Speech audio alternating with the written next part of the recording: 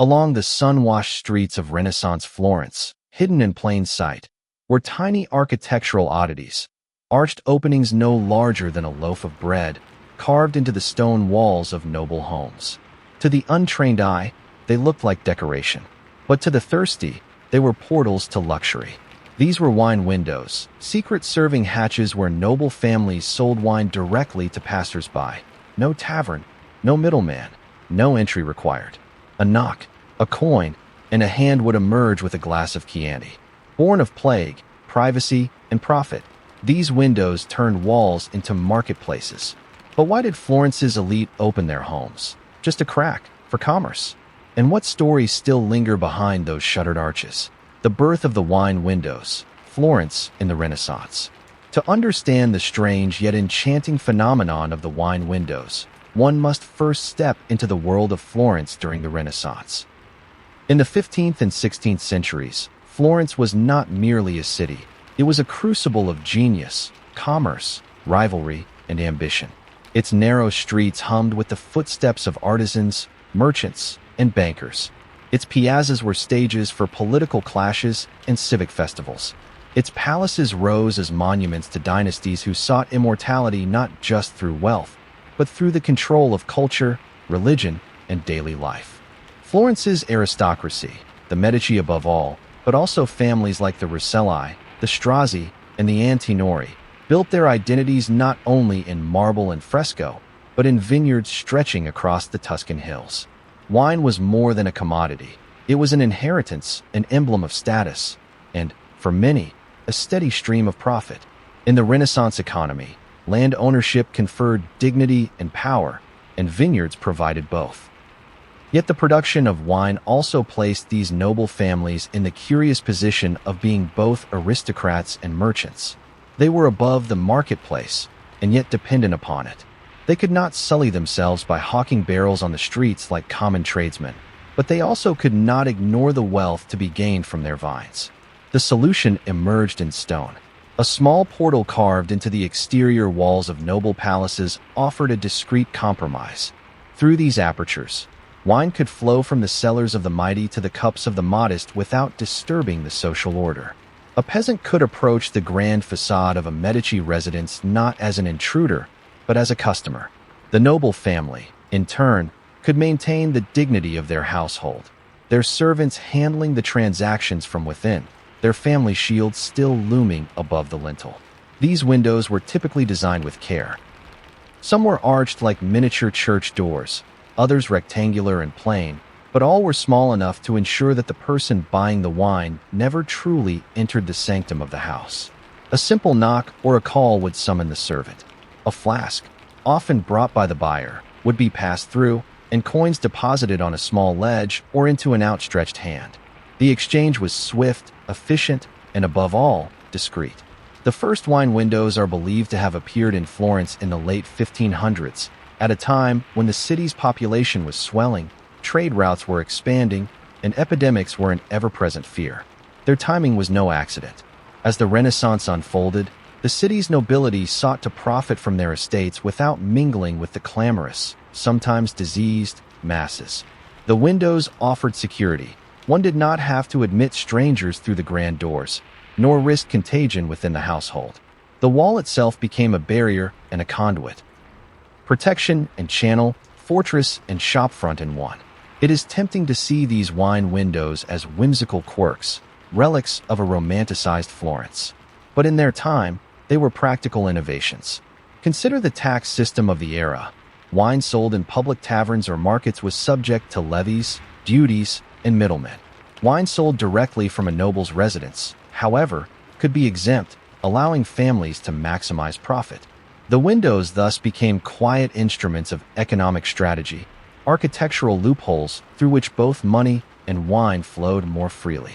Yet beyond economics, they were symbols of the unique Florentine tension between openness and exclusivity. This was a city that prided itself on civic identity, where guilds ruled, and where public life was saturated with rituals of community. But it was also a city of towering walls and iron gates, where suspicion of outsiders and rivals ran deep. The wine window sat perfectly at this intersection. A gesture of openness, yet still guarded by stone. A concession to commerce, yet still marked by hierarchy. Walking through Florence today, one can still find dozens of these small portals in the facades of palaces. They often appear inconspicuous, overlooked by the casual tourist. But to those who pause and imagine, they whisper stories of centuries past. They tell of nobles who found ways to reconcile their need for wealth with their need for distance.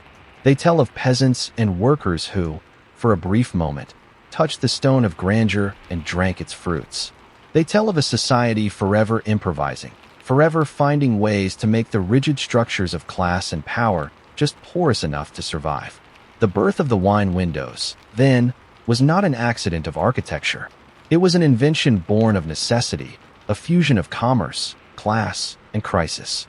It was Florence finding balance between dignity and profit, between tradition and innovation, between fear and desire. In the smallness of the aperture lay the vastness of the Renaissance spirit, the constant drive to reshape life's challenges into enduring symbols. And so, as the Renaissance unfolded in palaces and piazzas, in frescoes and domes, it also unfolded in silence at the level of the street, in these tiny, discreet windows that turned stone walls into channels of livelihood and ritual. For the Renaissance was never only about Michelangelo's chisel or Brunelleschi's dome. It was also about the anonymous servant's hand passing a flask through a gap in the wall, and the ordinary citizen carrying home a taste of Tuscany in a vessel filled from a noble's cellar. How the windows worked in daily life. The wine windows of Florence may appear quaint in hindsight, as though they were curiosities intended to charm the eye of future historians and tourists. Yet in their own time, they were integrated into the daily rhythms of the city with remarkable seriousness. To walk through Florence in the late Renaissance and into the Baroque period was to inhabit a place where walls themselves spoke, where commerce flowed not in open stalls, but through secretive apertures. These little doors of stone became as familiar to the city as its bells, as unremarkable to contemporaries as the clatter of hooves on cobblestones. They were not marvels, they were infrastructure. The ritual of purchasing wine through one of these Bichet del Vino, as they came to be called, followed a choreography shaped by centuries of habit. The buyer, whether a modest artisan or a wealthier burgher, approached the palace wall with a flask in hand. These flasks, often made of terracotta wrapped in straw or leather, were cherished possessions in themselves, as durable as any tool of daily life. The buyer would rap lightly upon the wooden shutter of the window or call out a greeting. Inside, in the cool semi-darkness of the palace cellars, a servant would be listening, always attuned to the rhythms of the street. The shutter would creak open, revealing nothing of the servant's face, only a shadowed gap. Through it, the flask was handed in. A jug already filled with the chosen vintage would be tilted, and the liquid poured with care to avoid spilling. The sounds were sensory markers of the ritual, the glug of wine flowing, the faint scrape of terracotta against stone, the muffled clink of coins set upon the ledge. Seldom were words exchanged beyond the practical. The anonymity, even impersonality, of the window was its very essence. Yet this impersonality concealed a great intimacy. Wine was the lifeblood of Florence. Consumed daily by rich and poor alike, valued for nourishment as much as pleasure.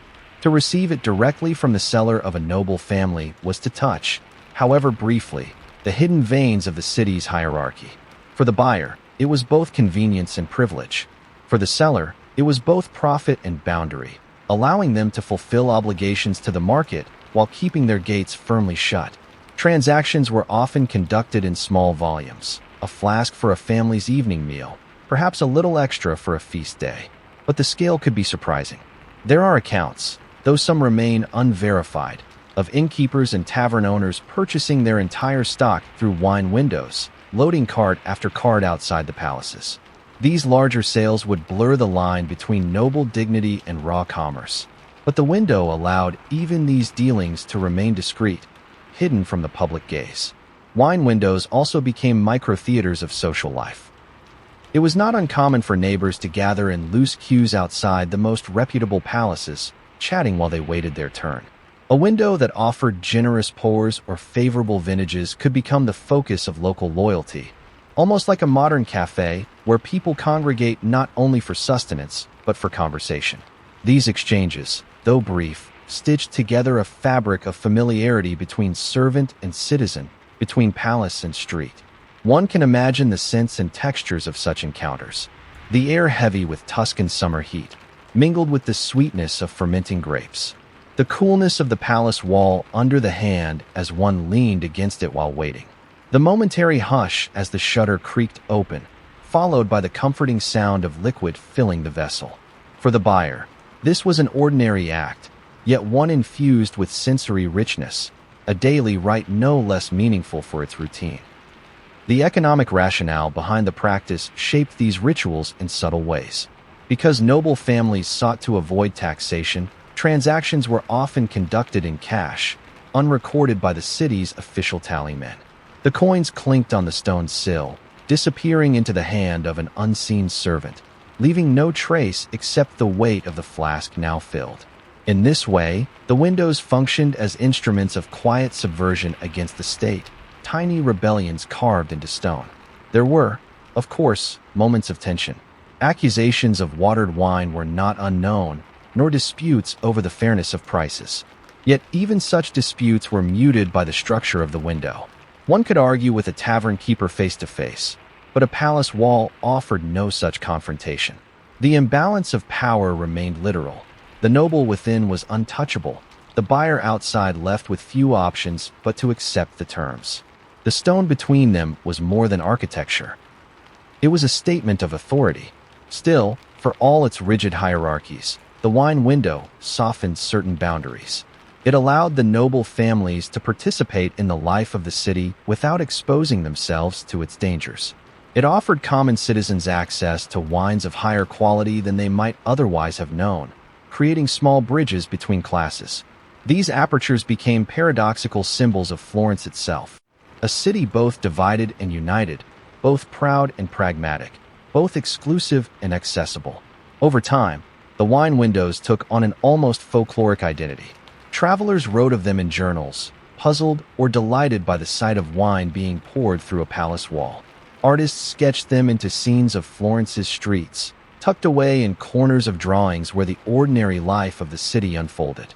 In some families, stories of the best wine windows were passed down like local legends.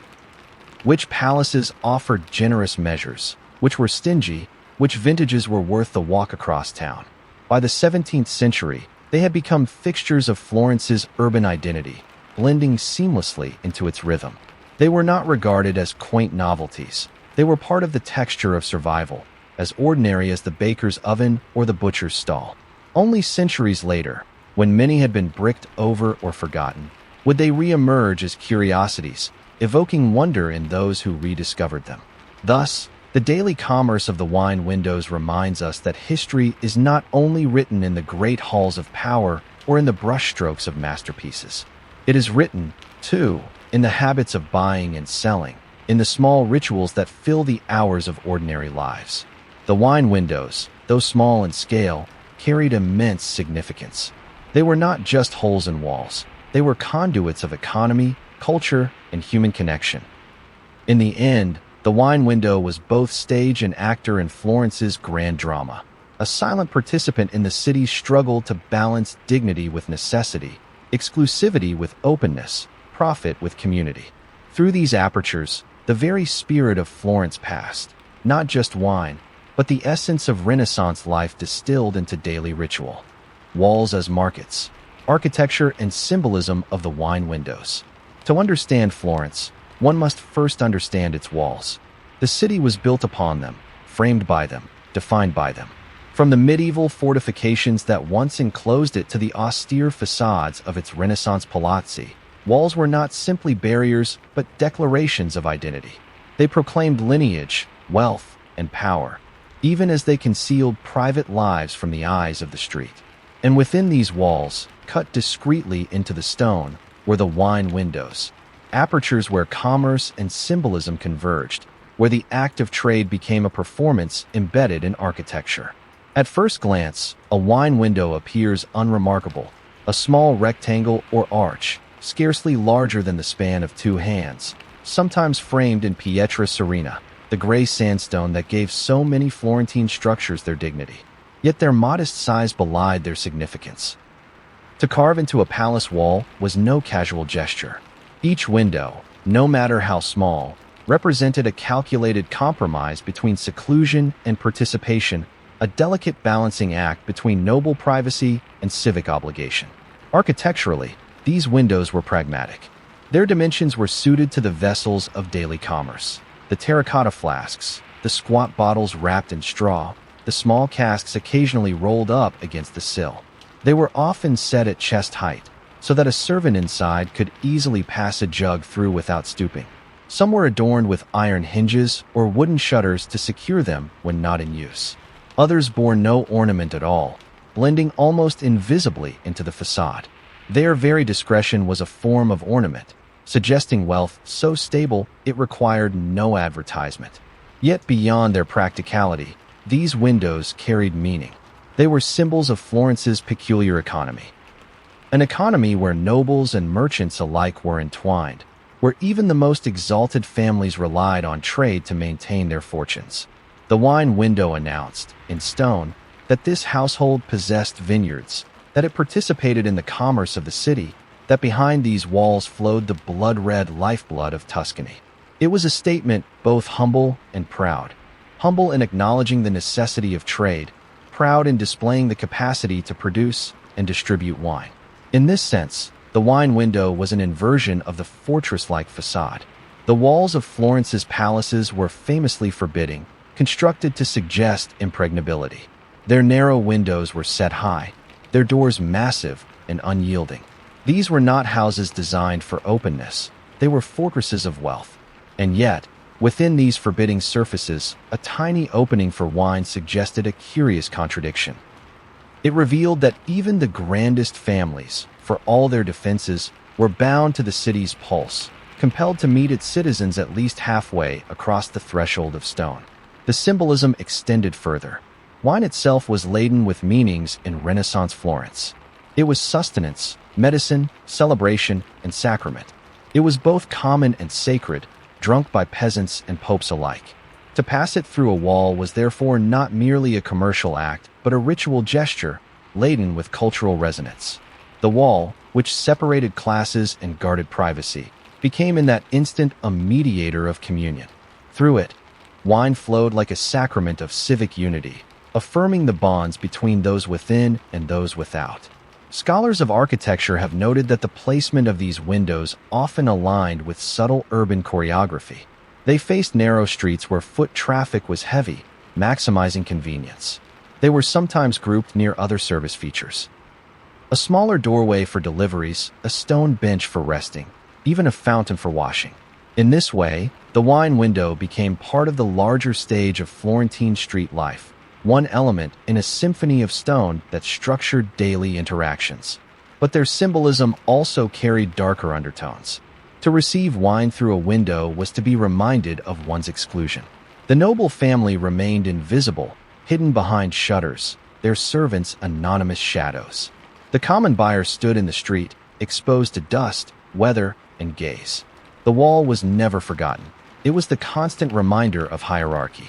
The transaction was efficient, yes, but also impersonal, reinforcing the distance between classes. In this sense, the wine window was both bridge and barrier, both connector and divider. The artistry of these apertures, too, spoke volumes. Some were elegantly framed, carved with subtle moldings that echoed the Renaissance love of proportion and harmony. Others were crude, little more than rough-hewn slits. This variation reflected not only architectural style, but also the self-image of the family. A finely crafted window proclaimed refinement and dignity, suggesting that even the smallest detail of commerce deserved elegance. A plainer one implied pragmatism, the business of wine treated as a necessity rather than a boast. Each window was therefore a kind of heraldic emblem, silent yet eloquent. Even today, when one strolls through Florence and stumbles upon these long-forgotten apertures, bricked over or shuttered, the symbolism lingers. They are whispers of a time when architecture was alive with commerce, when stone walls were not inert barriers but instruments of social performance. Their survival into the present reminds us that architecture is never neutral. It is always speaking, always shaping the ways in which humans encounter one another. Consider, too, the way these windows reframe the concept of a marketplace. In most cities, commerce spilled into open squares, stalls crowded with goods, sellers shouting their wares. Florence had these as well, the Mercato Vecchio, the Mercato Nuovo, but the wine windows introduced a new idea, that the marketplace could exist within the very fabric of the city's private architecture. It was a market without stalls, without spectacle, conducted through the walls themselves. This blurring of private and public space was distinctly Florentine, reflecting a culture that prized both independence and interdependence. One cannot help but draw parallels to other architectural devices of the time. The small openings in convent walls through which alms were given or foundlings received. The grills of confessionals in churches, where words passed, but faces did not. In each case, the wall was not simply a divider but a channel, regulating the flow of goods, charity, or absolution. The wine window belonged to this broader vocabulary of Renaissance architecture, where stone mediated human exchange with precision and symbolism. In the end, the wine windows were as much about image as they were about function. They embodied Florence's dual identity, a city fiercely proud of its noble families, yet equally defined by its mercantile vitality. They reminded citizens that their rulers, however distant, were still tied to the rhythms of daily life. And they assured nobles that they could participate in commerce without descending into the clamor of the market. The wall held, but the window whispered, and in that whisper lay the genius of Florence. Windows, power, vineyards, and prestige. Behind each wine window in Renaissance Florence stood not only stone, but legacy. The modest aperture was never the work of chance. It belonged to families whose names echoed through the chambers of civic power, whose fortunes were rooted in vineyards that rolled across the Tuscan countryside. To understand the story of these windows, one must first understand the families who owned them, their land, their ambitions, their use of wine not simply as a drink, but as a statement of prestige and continuity. The Medici, naturally, loom largest in the imagination. Though history often associates them with banking, art patronage, and political dominance, they were also tied to vineyards and agricultural estates.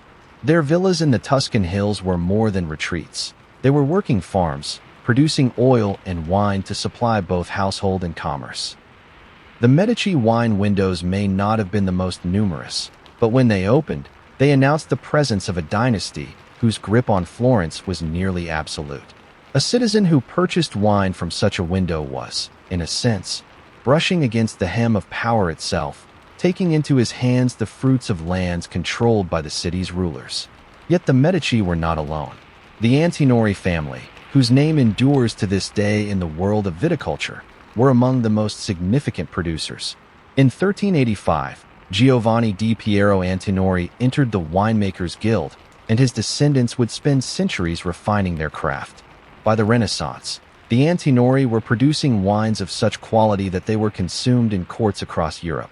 Their palace on the Via de Tornabuoni bore windows through which wine could be purchased, transforming the facade of noble stone into a quiet marketplace. To buy from an Antinori window was to participate in a lineage that would eventually shape the very definition of Tuscan wine. Other families, such as the Frescobaldi, followed similar paths. Landowners since the Middle Ages, the Frescobaldi controlled broad swathes of vineyard-rich hills around Florence. Their wines were exported as far as England, their barrels carried across the Alps and down the rivers of Europe. The windows in their Florentine palaces symbolized both the intimacy of local trade and the reach of global commerce. A Florentine laborer buying a flask from such a window was unknowingly linked to kings and merchants thousands of miles away, united by the same ruby-red liquid. The Buondelmonti, the Ricasoli, the Corsini, all these families left their mark on the tradition of the wine windows.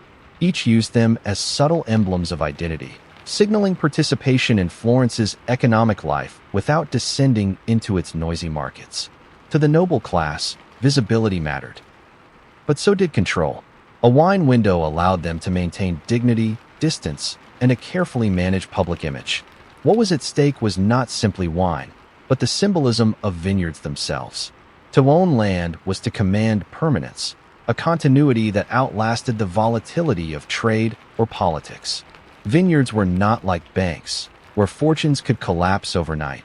They were rooted in the soil, producing year after year with steady resilience. To say, "This wine comes from our hills," was to proclaim stability, legacy, and harmony with the land. In a city where power often shifted violently, such associations carried enormous weight. Florentines understood this. They knew that wine was not only nourishment, but reputation. To sip a vintage from a great family's estate was to drink in its authority, to participate in its story. The walls of the city, cut with tiny windows, became channels of prestige, distributing not only alcohol, but influence. The palazzi may have kept their noble owners hidden, but their vineyards reached into the lives of the humblest citizen through a simple flask of Chianti. It is telling that even during periods of plague, famine, or political upheaval, the flow of wine seldom ceased. If anything, crises increased demand. Wine was considered both medicine and comfort, a purifier of water, a balm against despair. Families who owned vineyards thus wielded a kind of quiet power. They controlled access to solace itself. A coin placed in the hand of a servant at a wine window was not only an act of purchase, but a prayer for survival, an attempt to draw strength from the resources of the elite. Of course, such systems also reinforced divisions. Not every family could afford a vineyard. Not every household had a window in its wall. The very existence of these apertures highlighted the gap between those who possessed land and those who depended upon it. The wine window was a reminder that wealth flowed from the countryside into the city, from the soil into the stone, and that nobles controlled both. For all their convenience, the windows were never democratic. They were tightly bound to lineage and land. And yet, paradoxically, they also wove a fabric of civic unity. Florence was a city where nobles and merchants mingled more fluidly than elsewhere in Europe. Banking dynasties dealt in trade, landed elites invested in commerce. Wine was one of the few goods that crossed all boundaries. Whether in humble taverns or at grand banquets, it poured from the same source. The wine window, therefore, symbolized a meeting point, where noble prestige and popular necessity converged in a transaction so ordinary it barely seemed remarkable, yet so symbolic it defined an era. The vineyards themselves, scattered across the hills of Chianti, Fiesole, and the Arno Valley, were living testaments to the symbiosis of city and countryside. Noble families poured resources into cultivating these lands, training workers, experimenting with varietals. They invested in presses, casks, and cellars, applying the same precision they gave to art and architecture.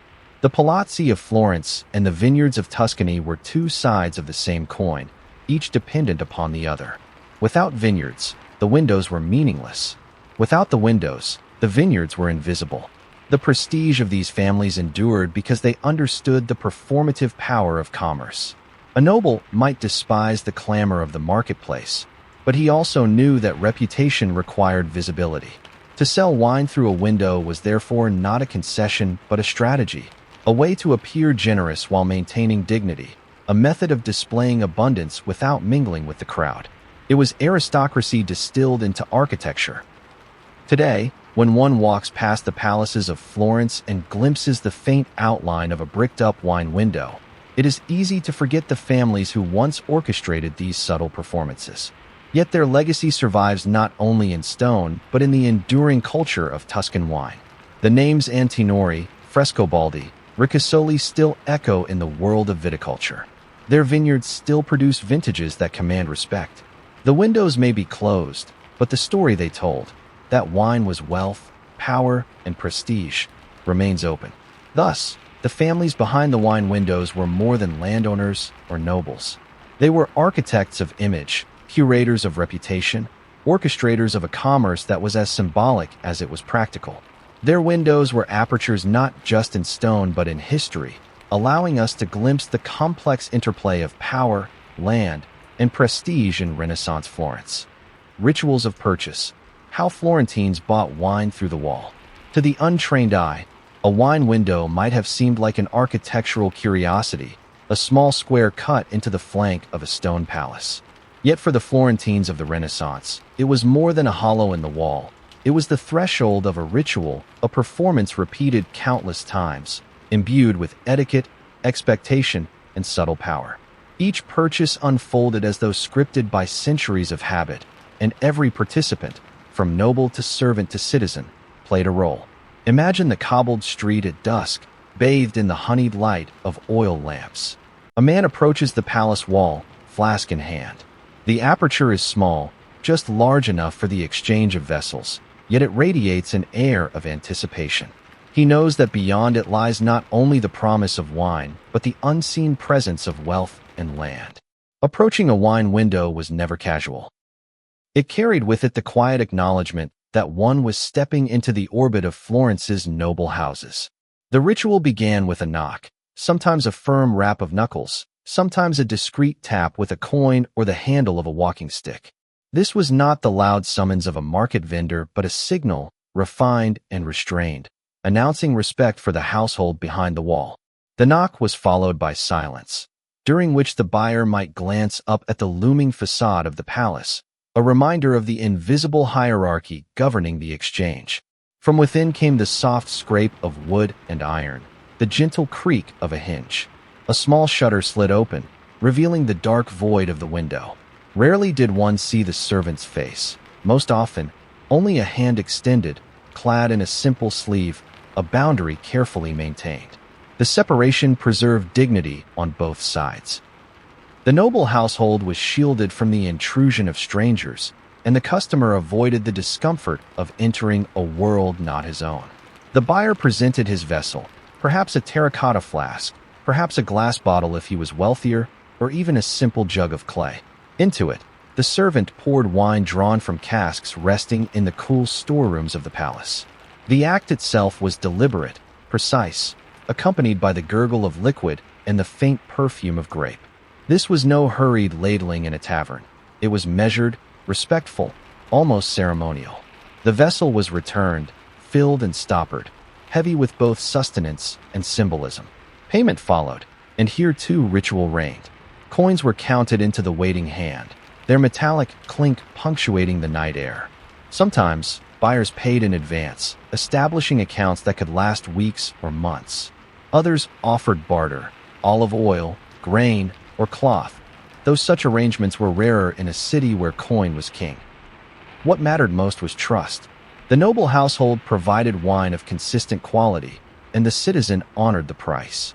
The wine window was a covenant, enacted daily, brick and mortar transformed into contract. What followed might seem trivial, but to contemporaries it was a gesture heavy with meaning, the closing of the shutter. With a swift motion, the servant withdrew his hand, the wood slid back into place, and the window became once more an unbroken patch of stone. It was as though nothing had happened, as though the palace had never stirred. For the buyer, the sudden silence emphasized the privilege just experienced. For the household, it reaffirmed the boundary between private and public life. This ritual was not limited to individuals. Families would send children with small flasks, entrusted with both coin and vessel, to return bearing the household's daily ration. Workers too might collect wine after a long day in the fields or at the loom, their coins pooled to purchase larger flasks to share among them. Women often performed the task, balancing the jug carefully as they returned through the bustling streets. In this way, the wine windows stitched themselves into the fabric of ordinary life, becoming as routine as the morning bread or the evening prayer. It was not simply the act of buying wine that made the ritual memorable, but the sensory world that surrounded it. The smell of the wine as it poured, a mingling of earth, grape, and wood, was a reminder of the Tuscan hills. The feel of the cool flask in one's hand, freshly filled, was reassurance of abundance. The weight of the liquid, sloshing gently as one walked home, was both sustenance and status, a visible symbol of a family's ability to participate in the life of the city. Yet rituals are never only about comfort, they also enforce order. Wine windows reminded citizens of their place. They could purchase wine, but never step beyond the threshold of the palace. They could see the stone, hear the servant, smell the wine, but not glimpse the grandeur of the halls within.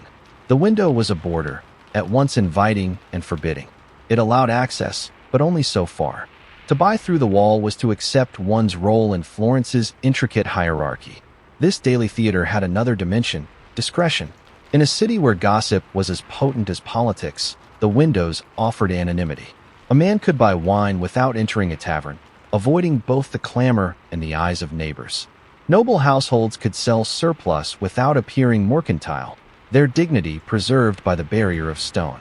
In this sense, the wine window was not only a convenience but a cloak, a mechanism for protecting reputation as much as distributing drink. Travelers, too, were enchanted by the ritual. Foreign visitors marveled at these bocchette del vino, recording them in letters and diaries. To them, the experience seemed both strange and enchanting, a peculiar Florentine invention that combined practicality with elegance. Many compared the act to a secret exchange, a transaction half-hidden, as though commerce itself had taken on the guise of mystery. As decades passed, these rituals became woven so tightly into Florentine life that few paused to question them. Children grew up knowing which knock to use, which servant's hand to expect, which wines belonged to which families. The rhythm of the city was measured not only by the tolling of church bells, but by the quiet opening and closing of shutters, the gurgle of wine poured into flasks, the clink of coins against stone. In retrospect, the ritual of purchase was more than a way to sell drink. It was a performance of civic identity. Florence was a city defined by its ability to balance grandeur with intimacy, commerce with dignity, power with subtlety. Nowhere was that balance more visible than in the moment when a citizen stood before a small square of stone, knocked gently, and waited for a hand to appear with the promise of wine. The windows in times of plague. When plague descended upon Florence, as it did in recurrent waves across the 14th, 15th, and 16th centuries, the city's streets changed from bustling arteries of commerce into haunted corridors of fear. Shops shuttered, taverns emptied, and the clamor of bells announcing the dead became the city's dominant music. In such moments, the rituals of ordinary life faltered. Yet one ritual endured, quietly reshaped by necessity: the purchase of wine through the little stone apertures set in the walls of noble palaces. These wine windows, once instruments of convenience and discretion, became lifelines in times of contagion. To Renaissance minds, wine was not merely drink but medicine. Physicians steeped in Galenic theory prescribed it for the balancing of humors, believing its warmth counteracted the chill of plague or dampened the black bile of melancholy. Mixed with herbs like rosemary, sage, or rue, it was thought to purify the blood, cleanse the stomach, and even shield against infection. In desperate times, wine was consumed not for pleasure but for survival, a daily elixir against invisible enemies. But the greatest virtue of the wine window during plague years was not in the liquid itself, but in the way it was delivered. Contact spread disease. Taverns, once hubs of fellowship, became sites of suspicion, where one man's cough might spell another's death. Noble households, equally fearful of contagion, sought ways to sell their surplus without admitting the infected to their halls. The solution was the little window. Its very architecture created distance. A buyer approached the wall, flask in hand. The servant within, shielded by stone, slid open the shutter, extended only a hand, poured, accepted coins or tokens, then shut the barrier again. No lingering, no entry, no mingling of breaths. Contemporary accounts suggest that even the act of passing coins was adapted to avoid risk. Some households placed small wooden trays or shallow baskets through the opening, upon which coins were dropped and doused with vinegar before being retrieved. Others preferred prepayment accounts, eliminating the need for physical exchange altogether. The ritual of the knock, the pour, and the closing shutter acquired new gravity. It was no longer just the purchase of drink. It was a negotiation with death, a fragile dance of necessity and caution. For ordinary Florentines, the wine window in plague times symbolized resilience. While churches struggled to hold services, while markets collapsed under the weight of fear, these little apertures remained stubbornly alive. The knock upon stone was the sound of life continuing, however tenuously. The filled flask was not just nourishment but reassurance. Though plague scythed through the city, Florence's arteries still pulsed. One can imagine the silent gratitude of the buyer, clutching the flask as he hurried home through deserted streets, past doors marked with ash crosses, past the wails of mourners. That vessel contained not only liquid, but hope, the belief that by consuming it, life might be preserved another day. The role of wine as medicine in plague Florence was reinforced by its integration into household remedies. Women brewed concoctions of wine infused with garlic, believed to ward off pestilence, or steeped it with wormwood and cloves, thought to expel foul airs.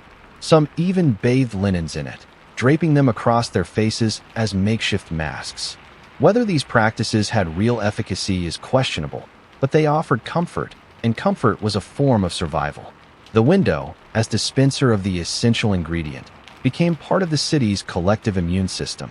The nobles who permitted this exchange were not motivated purely by charity. For them, wine sales through the Bichette ensured steady income during periods when commerce faltered. But beyond economics, there was also calculation of reputation. A household that kept its window open during plague was seen as generous, almost paternal, preserving the community from ruin. Those who closed their shutters entirely risked being remembered as miserly, their names whispered with contempt. The architecture of stone thus carried the weight of morality. Foreign visitors recorded this phenomenon with wonder. Some described Florence as a city of closed doors but open windows, where life retreated behind walls, yet commerce persisted through hand-sized apertures. To them, it seemed a symbol of both Florentine ingenuity and Florentine resilience, the ability to adapt, to transform architecture into medicine, ritual into survival. Over time, the memory of wine windows became entangled with collective recollections of plague years. To later generations, they were not merely quaint features of Renaissance design, but reminders of the city's endurance. Just as masks and herbs conjured the memory of pestilence, so too did these little shutters recall the days when survival came in the shape of a jug filled quietly at a wall. It is tempting to see in these windows a foreshadowing of modern methods of containment. Separation, distance, contact minimized, principles that echo eerily in later centuries of quarantine and hygiene. In the 16th century, of course, no one understood bacteria or viruses. Yet instinct and necessity pushed Florentines toward practices that anticipated modern epidemiology. The wine window, then, was not just a curiosity of architecture, but an early tool of public health. And yet, for all its practicality, the ritual remained suffused with symbolism. The knock on the palace wall was no longer a simple transaction, but a prayer. That the family within had remained untainted, that the servant's hand was clean, that the flask carried not death but preservation. Every sound, the creak of the shutter, the gurgle of the pour, was charged with the tension of survival. When plague lifted, the city returned to its rhythms. Taverns reopened, markets bustled, and rituals lost some of their desperate edge. But the memory lingered. To those who had lived through it, the wine window would forever carry an association with survival, a symbol of the city's ability to adapt under siege. And for Florence itself, those little stone apertures became part of its mythology, not only features of architecture, but monuments to resilience, silently proclaiming that even when death stalked the streets, life still found a way to flow, drop by drop, from flask to hand, from wall to world. Bichette del Vino. To a hurried passerby, the Bichette del Vino might seem a mere curiosity, a small rectangle or arch cut into the flank of an otherwise grand facade, scarcely larger than a child's face. Yet behind each was a carefully considered act of architecture, both practical and symbolic, crafted to fit seamlessly into Florence's fabric of secrecy and survival. The city of the Renaissance, famed for its domes, churches, and palaces, was also a city of hidden apertures, tiny thresholds that blended into stone walls, at once invisible and indispensable. Each wine window was, first and foremost, a tool of discretion. Its dimensions were not arbitrary. Averaging about 30 centimeters high and 20 wide, the aperture was just sufficient for a flask to pass through, no more, no less. The smallness itself carried meaning. A window too large might tempt intrusion or theft. A window too small would prove useless for commerce. In its modest scale, the Bicetta declared its purpose. It was not a place of welcome or hospitality, but of transaction, swift and contained. The shape varied from square to rounded arch, often framed by Pietra Serena, the gray sandstone beloved of Florentine masons. Some were adorned with moldings, subtle flourishes of craftsmanship that marked the pride of a household even in so humble a feature. Others were stark, plain rectangles, blending into the palace wall like scars. A few carried iron grills, delicately worked yet strong enough to keep hands from reaching within. The shutter, usually of thick wood reinforced with iron, could be bolted from the inside, ensuring that the family's sanctum remained inviolate. The placement of the Bichette also spoke volumes. They were never positioned high, like windows for light, nor low, like grates for drainage. Instead, they sat at the level of a standing man's hand, easily accessible from the street, yet low enough that a servant within could operate it without ceremony. They opened not into grand halls, but into service corridors, storage rooms, or directly into wine cellars. Architecture here served hierarchy. While nobles entertained their peers in frescoed chambers above, transactions with the public occurred at ground level, through the narrow threshold of stone. What these design choices reveal is the duality of Renaissance Florence, the grandeur of its facades, built to awe, and the secrecy of its apertures, built to protect. The city was a place of wealth and pride, yet also of suspicion, where noble households guarded their interiors as fortresses. The Bichette embodied this balance. They allowed the household to participate in the city's commerce while preserving distance, allowing wine to flow outward without ever admitting strangers within. Crafting a wine window required both architectural ingenuity and social negotiation. City statutes regulated alterations to street-facing walls, ensuring that the harmony of Florence's streetscapes was preserved. A noble wishing to carve a Bicetta into his palace had to consider not only masonry, but the approval of neighbors and guilds. Some windows were set discreetly into the sides of buildings, facing narrow alleys rather than main thoroughfares, a choice that emphasized discretion over display. Others, bold and proud, stood on busy streets, their frames ornamented as though to advertise the household's generosity. The secrecy of these apertures extended beyond their form to the way they blurred visibility. From the outside, the passerby could see nothing within, only the dark rectangle, sometimes shuttered, sometimes ajar. From the inside, however, the servant had a partial view of the street, allowing him to assess the buyer before opening. In this asymmetry lay the power of the household. The city might be bustling outside, but within, the family retained control, choosing when and how to open their wall. To modern eyes, the Bichette may appear whimsical, yet in their age they were also strategic. Florence was no stranger to unrest, riots, factional struggles, and even assassinations. For a noble family, minimizing contact with the crowd while maintaining income from wine sales was both prudent and profitable. The smallness of the window, the thickness of its shutter, the invisibility of its operator, all these qualities transformed commerce into controlled ritual. A flask was received, a payment returned, yet the barrier remained firm. Trust was limited, contact minimized, and secrecy preserved. It is worth remembering that architecture in Renaissance Florence was never neutral. Every stone carried messages of power, lineage, and pride. The Bichette, though small, was no exception. It declared that the household possessed enough surplus wine to sell, that it participated in the civic economy, yet it also declared separation. The noble within was not a tavern keeper but a patrician, dealing with the public at arm's length. The window thus became a social threshold as well as a physical one, marking the divide between patrician and plebeian, between house and street, between power and dependence. Archaeological surveys of Florence today reveal the ubiquity of these apertures.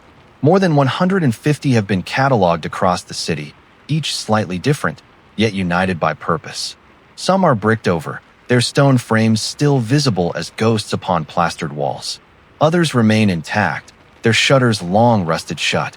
A few, remarkably, have been reopened in recent years, restored to use as Florence rediscovers their heritage. Together, they form an overlooked layer of urban design. Not domes or towers, but hand-sized portals of commerce. woven discreetly into the city's very skin. The secrecy of the Bichette, however, was not only architectural. It also shaped the psychology of exchange. A buyer approaching the palace wall did not see the noble family, nor even the servant, only the stone aperture. The anonymity was mutual. The seller remained hidden, the buyer reduced to a hand and a flask. In this ritual, personal identity was minimized, and transaction took precedence. It was commerce without intimacy, efficiency without visibility. In an age when reputation was everything, this anonymity served both sides. The noble preserved dignity, the buyer preserved privacy. Florence, a city that thrived on both spectacle and secrecy, found in these apertures a fitting architectural metaphor. On one hand, the grand facades proclaimed wealth and civic pride. On the other, the hidden shutters admitted quiet flows of commerce. The city's identity was not only in its soaring dome, but in its concealed openings, its ability to combine display with discretion. The wine window was, in a sense, Florence in miniature, outwardly proud, inwardly cautious, balancing openness with guardedness, magnificence with modest apertures. If one stands today before a Bichetta, tracing the worn stone frame with a fingertip, one can sense the centuries of transactions it witnessed. Hands of artisans, peasants, and merchants once reached here, knocking upon the shutter. Servants inside once listened for those knocks, judged their safety, then slid open the barrier. Coins clinked, flasks filled, shutters closed. Each act was mundane, yet collectively they sustained a city's rhythm. The architecture of secrecy thus became an architecture of continuity, ensuring that wine, the lifeblood of Florentine commerce and ritual, flowed even when households withdrew behind their walls. In this way, the Bichette del Vino reminds us that architecture is not only about grandeur, but about the small openings that make survival possible. Florence's great cathedrals may inspire awe, but it was through these humble apertures that daily life endured, that commerce flowed, and that the city learned to balance secrecy with connection. The artistry lay not in size, but in subtlety, in the ability to transform a hand-sized window into a vital artery of urban life. Knocks, flasks, and silent transactions. The life of a wine window was measured not in grand gestures, but in the rhythm of small rituals. Florence, in its Renaissance prime, was a city of sound and silence. Horse hooves striking cobbles, the calls of vendors, church bells marking the hours. Yet along the facades of noble palaces, another sound punctuated the day. The knock upon a shutter, discreet yet insistent, announcing a buyer at the Bichetta del Vino. That knock, simple as it was, began a choreography of exchange that revealed the city's genius for combining practicality with ritualized formality. Buyers approached the window with vessels in hand, flasks of glass, jugs of terracotta, sometimes goatskin wineskins depending on their station. In households where glass was prized, the flask might be wrapped in straw for protection, its neck slender, its body round.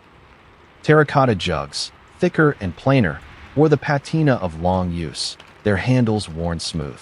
Each vessel carried not only wine, but social meaning. A merchant with polished glassware projected refinement. A laborer with a chipped jug declared pragmatism. The very choice of container marked one's place within Florence's hierarchy. The knock was often more than a single rap. Manuals of courtesy from the period suggest that etiquette mattered even at such humble thresholds. Too loud a knock risked insult, suggesting impatience or arrogance. Too faint a knock might go unheard, leaving the buyer waiting in frustration. The practiced Florentine developed a rhythm, firm, respectful, distinct without being demanding. This act of knocking, repeated countless times, became a language of its own, signaling not only presence but character. From within, the servant listened.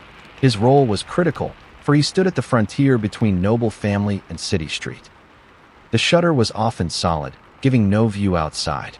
In some households, a tiny slit allowed the servant to glimpse the caller, to judge whether the exchange was safe. Once satisfied, he slid open the shutter, revealing the darkness beyond. The aperture framed only the transaction, never the household itself. The anonymity was deliberate, preserving both security and dignity. The ritual then unfolded with remarkable consistency. The buyer extended his vessel through the stone frame. The servant accepted it, often without words, retreating momentarily into the cool recesses of the cellar.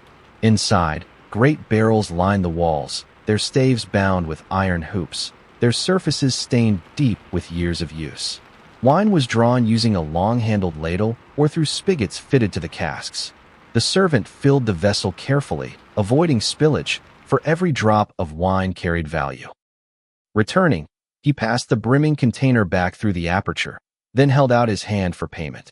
Coins clinked as they changed hands, another ritual laden with subtlety.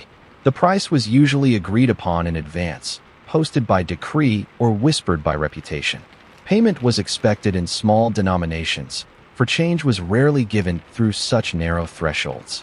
Buyers often carried exact sums, dropping them into the servant's palm. The servant, in turn, might weigh the coins discreetly, their value judged by touch as much as sight. Counterfeiting was not unknown in Florence, and trust was limited. Yet in most cases, the ritual proceeded smoothly, sustained by custom and necessity. What is striking about these transactions is their silence. Unlike the lively exchanges of open markets, the wine window was a place of few words. The buyer did not expect conversation, the servant did not offer it. A knock, a vessel, a coin, a shutter closed, that was all. And yet, in that silence, meaning abounded. It was commerce stripped to essentials, efficient and anonymous, reflecting both the pragmatism of the Renaissance city and its concern with boundaries. The symbolism of the vessel itself deepened this ritual. Wine was not sold in cups to be drunk on the street, but in containers to be carried home. The act of bringing one's own flask reinforced continuity between household and community. The buyer's family, gathered around a meal, would share the wine procured through the boccetta, and in that act the palace cellar became part of the life of artisans, merchants, and laborers. The narrow aperture thus connected worlds, noble to common, private to public, without ever erasing the divide. There were, of course, variations. Some households offered specific vintages through their windows, distinguishing themselves from taverns by the quality of their product. Others sold not only wine but vinegar, drawn from separate casks. In certain instances, bread or olive oil might accompany the exchange, though wine remained the primary commodity. Records suggest that during plague years, when contact was perilous, money was sometimes disinfected with vinegar before being accepted, another ritual of cleanliness added to the choreography. The repetition of these rituals over generations gave the boccetta a place in Florentine memory. Children grew up watching their parents knock upon palace walls, learning the etiquette of vessels and coins. Servants, too, inherited the task from predecessors, each practicing the same motions day after day, year after year. The persistence of such ritual reveals something fundamental, that in Renaissance Florence, commerce was never a matter of mere utility. It was also a performance, a sequence of actions laden with meaning, reinforcing hierarchy and identity even as it supplied households with wine. The rituals of exchange also highlight the Florentine fascination with thresholds. The city's culture was rich with liminal spaces, gates marking civic boundaries, doors separating public streets from private courtyards, chapels bridging the earthly and the divine. The boccetta was one more threshold, modest but potent. It reminded participants that commerce, like life itself, often unfolded across boundaries, requiring rituals to negotiate the passage. If we pause to imagine a single evening transaction, the sensory detail deepens the picture. The street is dim, lit by oil lamps. A merchant, returning from his shop, approaches the palace wall, flask in hand. He knocks, 2 firm taps, the sound echoing softly. A pause, then the scrape of a shutter. The opening reveals darkness within. The merchant extends his flask. It disappears into shadow. Moments later, it returns heavy, cool with wine. Coins are passed back, metal against skin. The shutter closes with a muffled thud. The merchant departs, flask hidden beneath his cloak, carrying with him not only sustenance, but the trace of a ritual older than himself.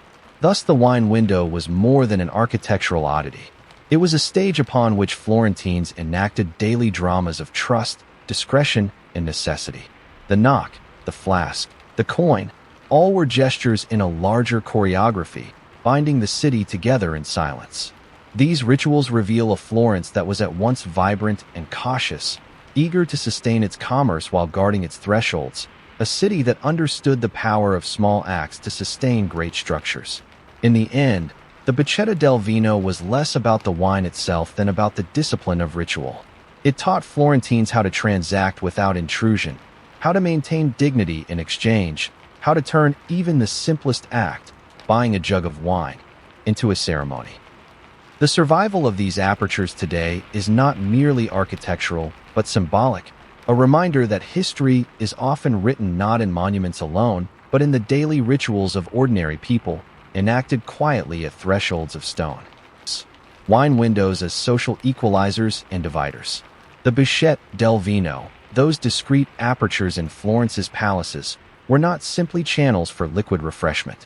They were instruments through which class dynamics were both softened and reinforced, mechanisms of connection and exclusion at once.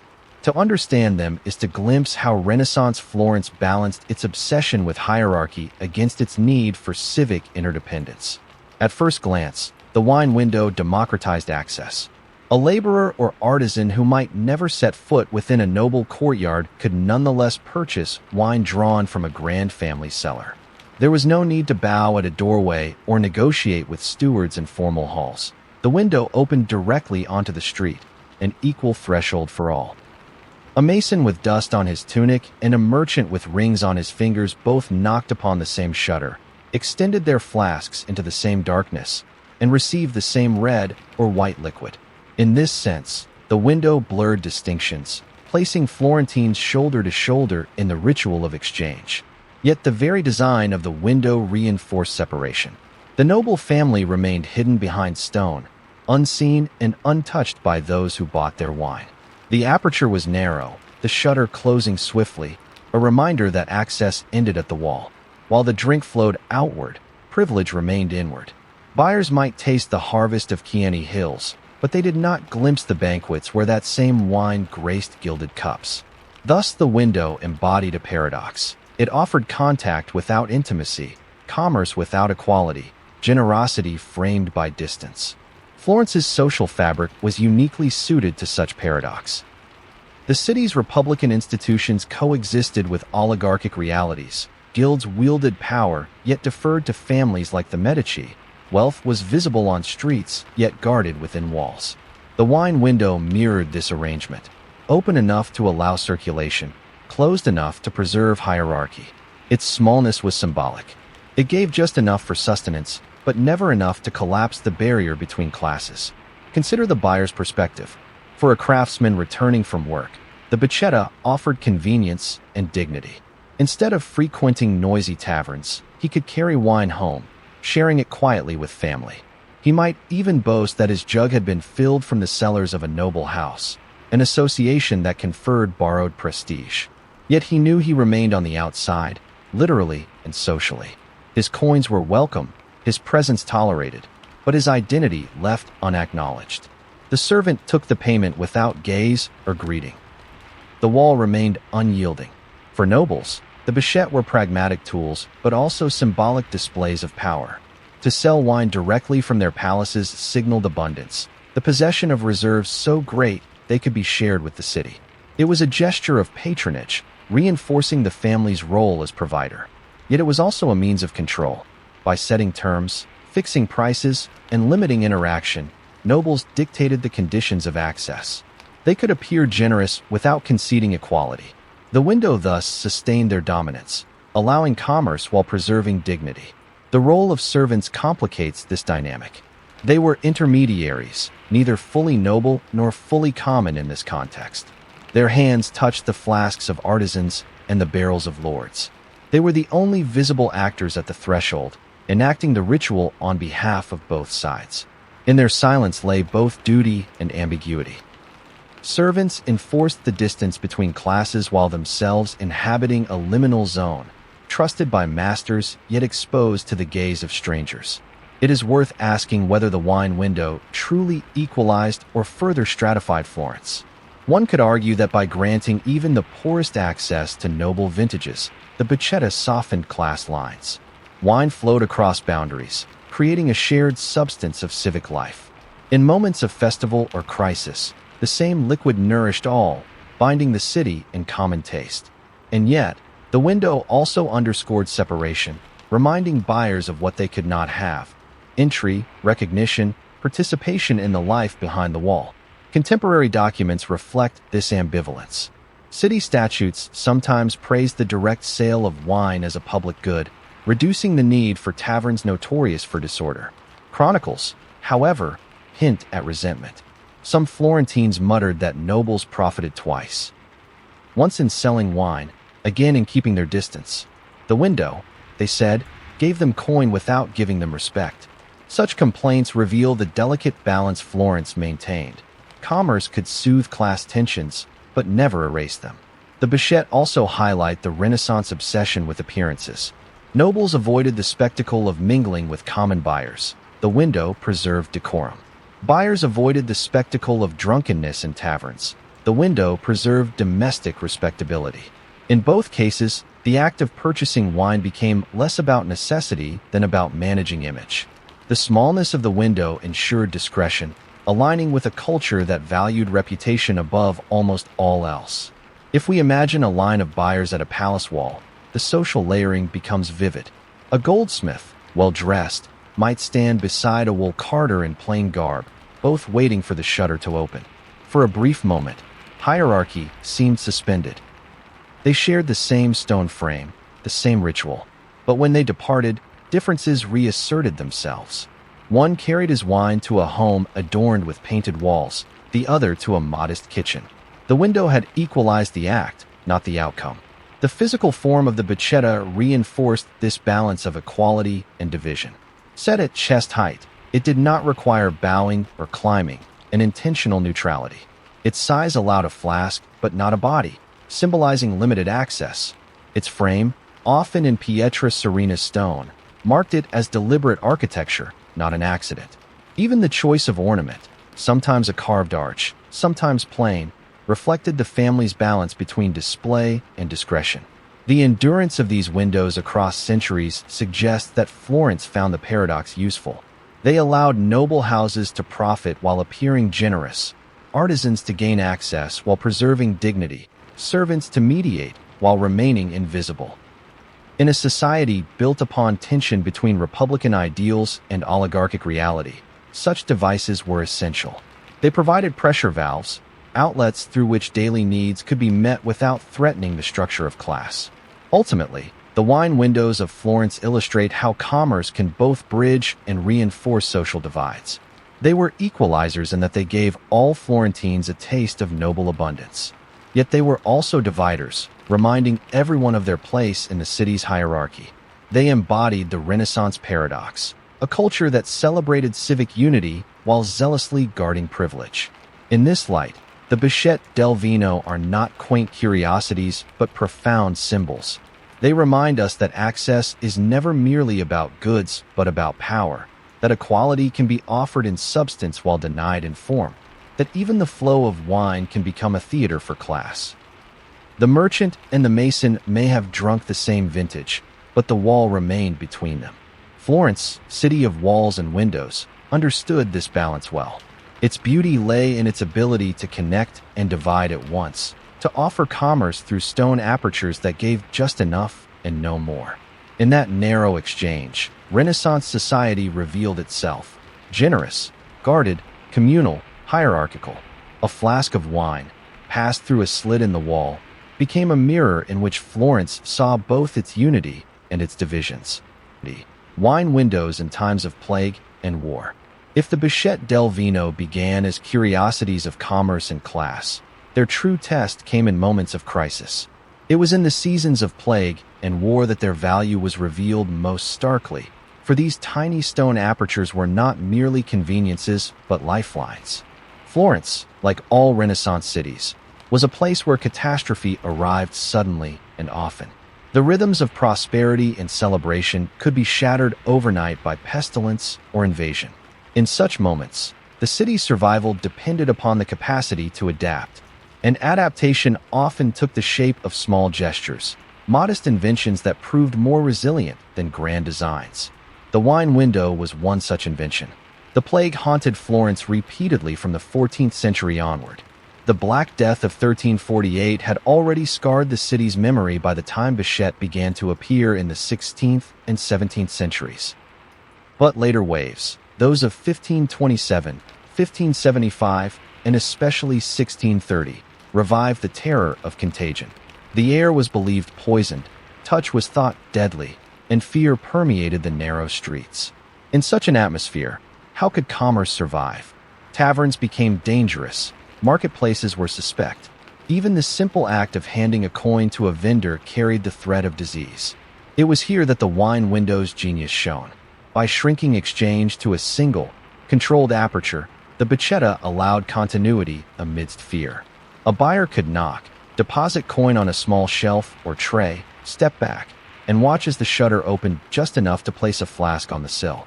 The flask would be filled within, then set outside again, the shutter closing quickly. No handshake, no shared breath, no lingering contact. Only the silent transfer of liquid and money. In a society terrified of touch, the window became a bridge that did not endanger those who crossed it.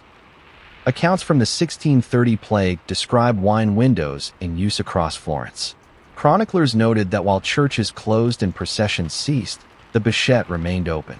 For families confined to their homes, a servant could still procure wine, considered both nourishment and medicine.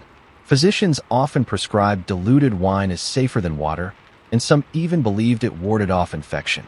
Thus, the small aperture was not merely a convenience, but a channel of health, a reassurance that life could continue despite the shadow of death. The psychological effect was profound. To see shutters open when the city seemed shut, to receive wine from noble reserves when famine threatened, this offered hope. The Bichetta reminded Florentines that the rhythms of life could endure, that even in plague's grip, community persisted. One could still raise a glass with family, still taste the familiar comfort of the harvest, still share in the civic ritual of wine. The wine window also provided nobles with a way to demonstrate civic responsibility without risking exposure. By keeping sales active, they appeared as benefactors, sustaining the populace in crisis. Yet they did so safely behind their walls, preserving both health and status. It was an elegant solution, charity at a distance, generosity without danger. In this, the Bichetta embodied Florence's unique capacity to turn necessity into civic theater, blending survival with symbolism. War, too, tested the city. Florence was not always on the battlefield, but it lived under the constant threat of sieges, raids, and shifting alliances. When armies approached, markets emptied and supply chains faltered. In 1529 to 1530, during the siege of Florence by imperial and papal forces, famine struck the city. Contemporary sources speak of hunger, rationing, and desperate improvisation. Although the Bichette of that earlier period may have been fewer, later sieges and wartime shortages proved their worth. The wine window allowed nobles to control rationing while keeping order. Instead of mobs gathering at palace gates, distribution could be managed one flask at a time. The physical narrowness of the opening created a natural limit, preventing surges of desperate buyers. Soldiers might roam the streets, yet the palace wall remained intact, its generosity measured and controlled through stone apertures. In this sense, the Bichetta was also an instrument of discipline, maintaining hierarchy even in chaos. Consider the symbolism. In times of plague, the window shielded against invisible enemies. In times of war, it shielded against visible ones. In both cases, the wall stood firm, the aperture small, the exchange carefully circumscribed.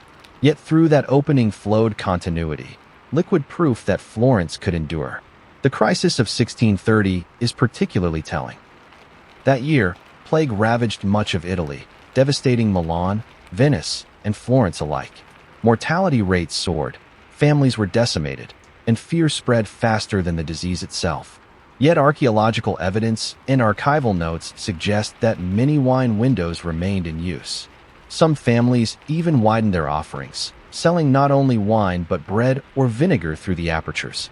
The window became a multi-purpose lifeline, adapting to the needs of survival. One might imagine the scene. A street nearly empty, shutters closed, silence heavy.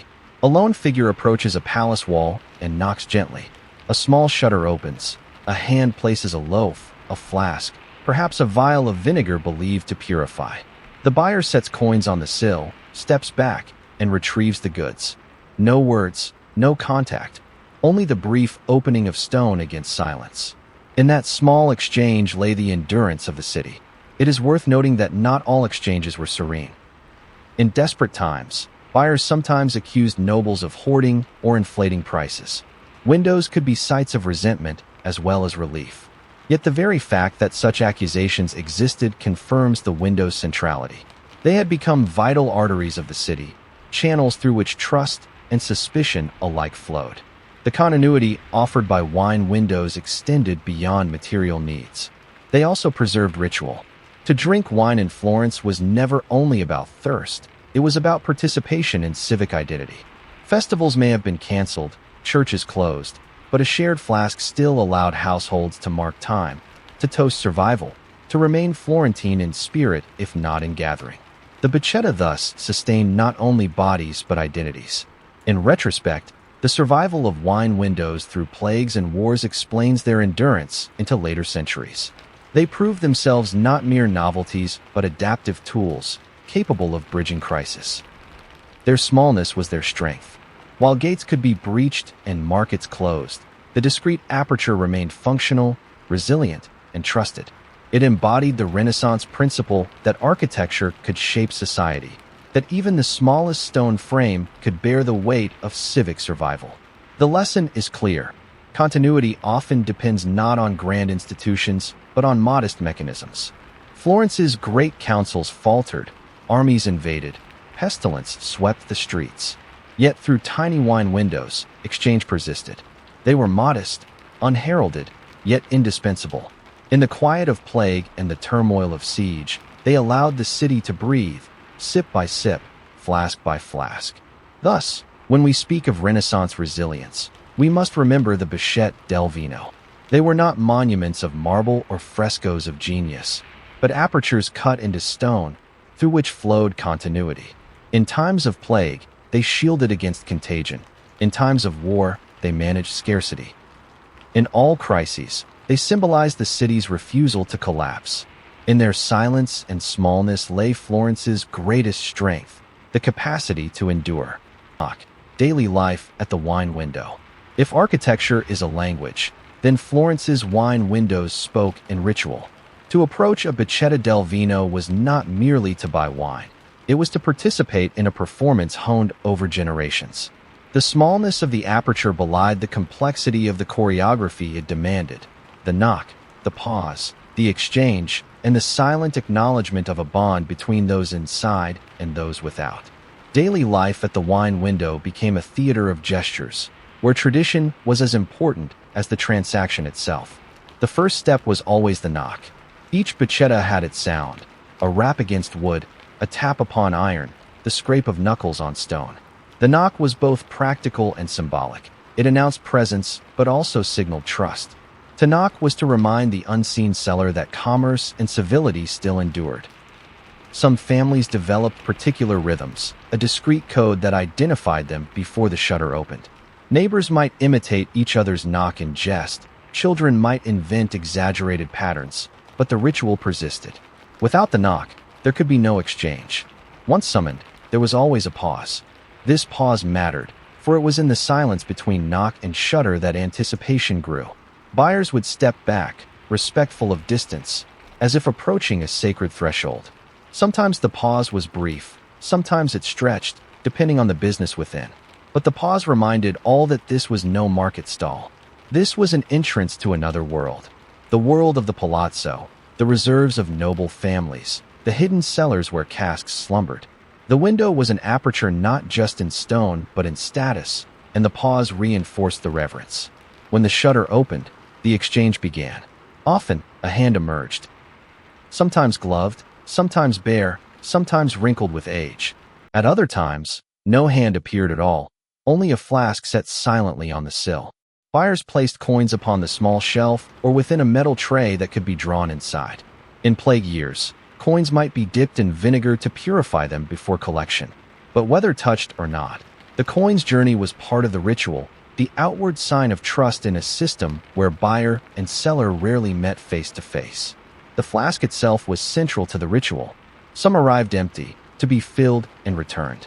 Others were provided by the seller, sealed with wax or cork. A well-prepared buyer carried a vessel wrapped in cloth to prevent spillage, a gesture that suggested foresight and respect. To present a vessel too small might earn a raised eyebrow from the unseen seller. To demand too much in times of scarcity could result in silence from within. Thus, even in this simple act, rules and expectations governed behavior. The ritual did not end with the wine itself. There was often an unspoken exchange of acknowledgement, a nod from the buyer, a brief word of thanks, or, in more reserved instances, nothing at all. The shutter closed, and the transaction dissolved into silence. Yet that silence carried weight. It was the silence of continuity, of knowing that tomorrow or the next week, the ritual would repeat. The wine window was not only a channel for liquid, but for rhythm, for the assurance that daily life continued in its patterned steps. These rituals varied from household to household, yet certain customs were nearly universal. For example, buyers rarely lingered near the window once the exchange was complete. To do so would suggest either dissatisfaction or intrusion upon the household's privacy. Respect for the wall's authority was absolute. Another custom was the morning visit. Many Florentines purchased wine in the early hours, not for immediate indulgence, but to prepare the day's meals. Cooking with wine was common, and thus the bocchetta shaped not only drinking habits, but culinary rhythms. Festivals and feast days brought variations to the ritual. On saints' days, shutters might be adorned with flowers, and wine might be poured into more decorative flasks. Families of means sometimes offered free pours to neighbors in celebration, the small aperture becoming a conduit of generosity. Children especially delighted in these occasions, running to knock in hopes of receiving a taste of sweetened wine or even small cakes passed through the window. The ritual expanded into festivity, but the essential gestures remained: the knock, the pause, the exchange. Social etiquette also infused the ritual. For the working poor, the wine window offered a chance to purchase modest quantities, sometimes as little as a biquaire, a single glass. For artisans and laborers, this meant affordable access without the intimidation of entering a tavern or the scrutiny of noble halls. For women, especially those managing households in their husband's absence, the wine window offered safety and discretion. A woman could approach, knock, and receive wine without stepping into public tavern spaces often deemed inappropriate. Thus, the ritual democratized access while preserving dignity. Yet rituals always reflect hierarchies. A nobleman might send a servant to knock, his presence never required at the wall. Wealthier families might keep accounts with noble sellers, their coins exchanged only monthly, their vessels marked for recognition. Meanwhile, poorer buyers often paid daily, their presence at the window more frequent, their dependence more visible. The ritual was shared, but its weight was not equal. The ritual of the knock became so ingrained that it found its way into Florentine culture and memory. Poems, satires, and plays referenced the tiny apertures. Some comic verses describe drunken men knocking at the wrong windows, mistaking noble walls for taverns. Others told of lovers exchanging notes through the apertures under pretense of buying wine. In these stories, the ritual became metaphor, the knock symbolizing desire, the shutter representing secrecy, the flask embodying both sustenance and temptation. There is also evidence that rituals developed around trust and honesty. Because the seller remained unseen, there was always the possibility of trickery, coins clipped or underweight, vessels with hidden false bottoms. Yet the ritual itself reduced deceit. The smallness of the aperture forced transparency. One could not smuggle a barrel through a bocchetta. One could not storm a noble cellar through so narrow a gap. The ritual made dishonesty cumbersome, and thus honesty became the path of least resistance. The importance of ritual became especially evident during disruptions. If a window failed to open after a knock, speculation spread quickly. Was the family ill? Had the cellar run dry? Was plague within the walls? Silence at a bocchetta was not mere inconvenience, but a rupture in the pattern of life. Neighbors might whisper, streets might grow tense. Thus, the daily knock was more than an economic act. It was a reassurance of continuity, a pulse of the city's well-being. To modern eyes, the ritual of the wine window may seem quaint, even theatrical. But for Renaissance Florence, it was neither trivial nor accidental. It was the product of centuries of adaptation, a choreography shaped by necessity, etiquette, and imagination. Through repetition, the knock and shudder became as familiar as church bells or market cries. They were woven into the fabric of urban existence.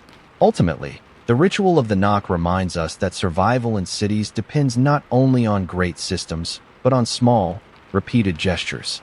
The wine windows of Florence did more than sell wine. They preserved dignity, created rhythm, and sustained identity. They gave daily life a script, a choreography through which citizens could act out their belonging even when unseen. In this way, each knock upon the shutter was more than a summons for wine. It was a declaration of faith that behind the wall, someone listened, that within the city, continuity endured, that in the rhythm of gesture and exchange, Florence itself lived on. Windows. If the ritual of the knock defined the experience of the wine window from the outside, then the unseen drama behind the wall defined it from within. Each bocchetto was not simply a hole in stone, but a channel into the household economy, a narrow bridge between noble lineage and common demand. Behind every shutter stood not only a cellar but a family history, sometimes glorious, sometimes precarious, always tied to the rhythms of Florence itself.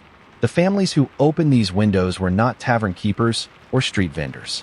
They were patricians, merchants, bankers, and landowners, the very fabric of Florence's Renaissance aristocracy. Their names echoed through the annals of art and commerce. The Frescobaldi, who financed emperors, the Antinori, whose vineyards spanned Tuscany, the Ricasoli, guardians of Castello di Broglio. These families cultivated not only vines but prestige, and the bocchetto was a mechanism by which they converted surplus into currency, without lowering themselves into the bustle of taverns.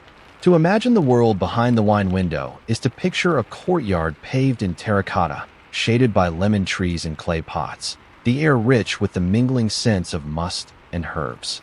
The window itself, small and unadorned from the outside, might open into a storeroom lined with barrels, each marked with chalk inscriptions, Vino Nuovo, Vino Vecchio, reserves awaiting a buyer. In some palaces, servants were assigned solely to the boccetta, keeping vigil for knocks, measuring wine, and collecting coins. For them, this was not ritual but occupation, a humble post in the grand machinery of household labor. Yet for the noble families themselves, the boccetta was a paradox. It allowed them to participate in commerce while maintaining dignity, but it also revealed their dependence on the very populace they often sought to remain aloof from.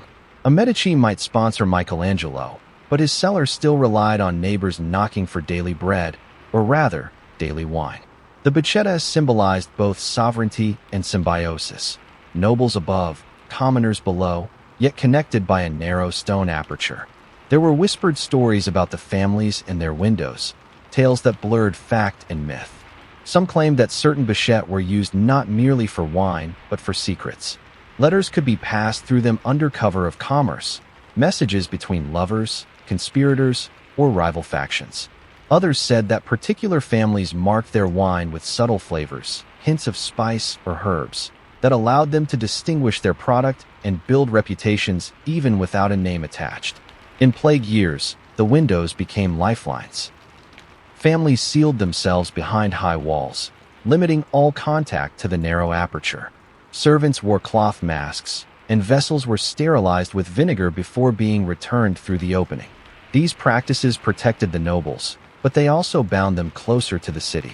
The boccetta became not only a point of sale but a mechanism of survival, connecting the fortress of the palace with the vulnerability of the streets. In these moments, even Florence's elite depended on the endurance of ritual.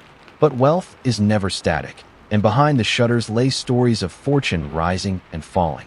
Some families prospered, their vineyards expanding, their name immortalized in fresco and ledger alike. Others declined, forced by debt or political missteps to sell land, to close shutters once opened proudly. For neighbors, the silence of a bocchetta could be a subtle announcement of ruin. A window once lively with knocks might suddenly be bricked over, its absence a mute testimony to decline. The character of each family left its imprint upon the use of the bocchetta. The pragmatic Frescobaldi, long accustomed to managing loans and estates, kept meticulous records of every sale, no matter how small. The Antinori, whose prestige depended on the refinement of their wines, reserved certain windows for select vintages, allowing neighbors to taste only a portion of their cellars. Lesser-known families, eager to maintain appearances of nobility, sometimes exaggerated their generosity, pouring larger measures or offering better vintages through the bocchetta than they could truly afford. Gender shaped the hidden stories as well. While men oversaw the vineyards and accounts, it was often women who managed the day-to-day use of the window. Noble women, secluded within their palaces, directed servants or, on rare occasions, supervised transactions themselves from behind the shutter. For them, the bocchetta was paradoxical, a window onto the outside world and a means of remaining enclosed within. In whispered anecdotes, some women used it as their only glimpse of the daily city, their connection to a populace they might never otherwise encounter. The bocchette were also tied to questions of charity. Many families, aware of their reputation, used the windows to provide alms in liquid form. A poor man knocking late in the evening might find a flask filled not with the cheapest wine, but with something more generous, given quietly without acknowledgement. Families preserved their dignity through anonymity, their acts of charity masked by the stone aperture. These moments remind us that behind the wall, not only wealth and calculation, but compassion sometimes stirred. Yet there were darker stories too. One tale, unverified but persistent, claimed that during factional unrest, poison wine was once passed through a bocchetta to silence a political enemy. Whether truth or invention, the rumor spoke to the unease that always accompanied hidden exchanges. To receive wine from an unseen hand was to accept both nourishment and risk. In this way, the wine window embodied the double edge of Renaissance Florence itself, beauty and danger entwined, generosity and suspicion coexisting. The architecture of the bocchette reflected the family's priorities. Some were plain, little more than arched holes in plaster, designed for function. Others bore coats of arms or decorative stonework, subtle reminders that even in commerce, status must be displayed. For families of ambition, the wine window became one more stage upon which to project lineage and pride. A passerby might not see the nobleman, but he would see his emblem etched above the shutter, and thus the transaction itself became advertisement. Behind each shutter lay layers of history, barrels rolled from Tuscan hills, coins earned in the bustle of Florence, fortunes rising and waning. The noble families who opened their bocchette were not faceless entities, but human actors, bound by ambition, fear, generosity, and pragmatism. The window was their mediator, allowing them to remain unseen while remaining indispensable. To stand today in Florence and trace the outlines of a wine window is to glimpse these hidden stories. The stone is silent, but its silence is deceptive. Behind that shutter once stood a servant, a noblewoman, a ledger, a barrel. Behind it lay centuries of dependence, of secrecy, of daily ritual.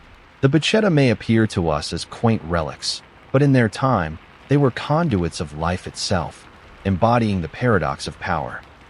To be both apart from and bound to the city they helped to shape.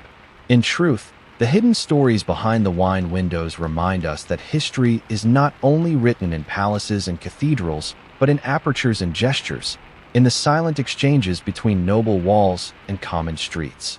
To understand Florence, one must listen not only to its grand frescoes and ringing bells, but also to the quiet knock at a wooden shutter, and the unseen family who chose, or chose not, to answer.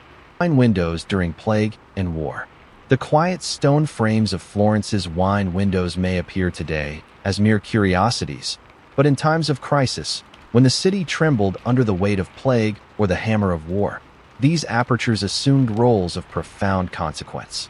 They became not simply conduits for commerce, but lifelines of survival, instruments of continuity, and silent witnesses to the endurance of a society under siege.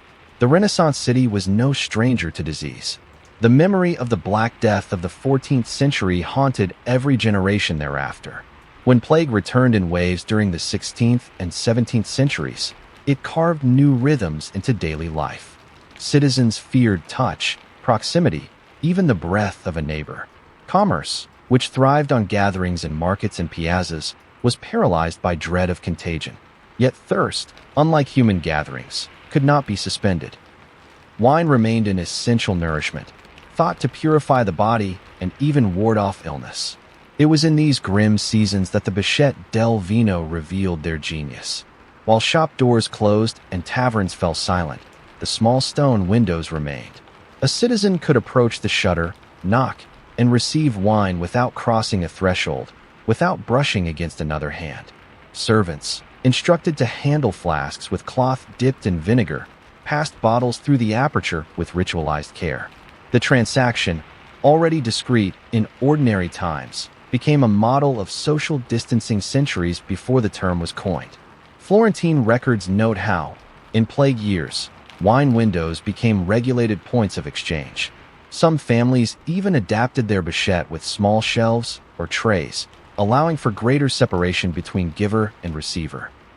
Coins were often placed in bowls of vinegar before being touched, and bottles were rinsed in water infused with herbs believed to resist infection: rosemary, sage, rue.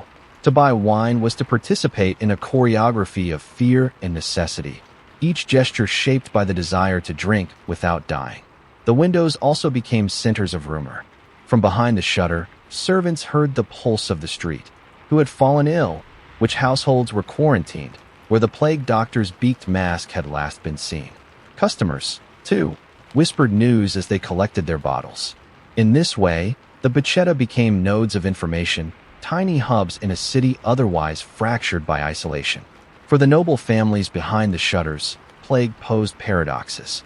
On the one hand, the Bichette allowed them to continue profiting from their vineyards even when other markets collapsed. On the other hand, they were implicated in the city's collective fate. A noble house that kept its window open was not only preserving income, but performing a civic duty, sustaining the flow of wine, which many regarded as medicine as well as drink. In these times, the Bicetta embodied Florence's resilience, continuity through crisis, survival through ritual. Yet plague was not the only trial.